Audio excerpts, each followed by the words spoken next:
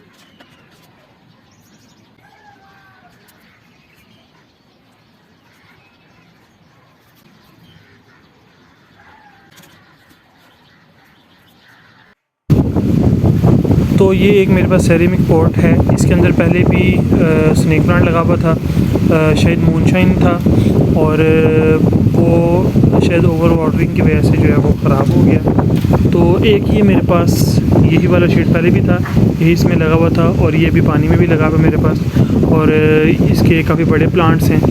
तो मैं सोच रहा हूँ कि क्यों ना हम इनको ही इसके अंदर लगा लें, और मैं लगा के आपके साथ शेयर करता हूँ। तो अल्हम्दुलिल्लाह ये आप देख सकते हैं कि पॉट तैयार हो गया, और ये कितना ही अच्छा लग रहा है इसके अंदर लगा हुआ। तो एक ये छोटा जो इसके साथ पप था वो इसके अंदर लगा दिया, ये भी देखने में बहुत प्यारा लग रहा है। अल्हम्दुलिल्लाह ये हमारा स्टैंड तो बिल्कुल साफ़ हो चुका है, और सेटिंग भी हो गई है।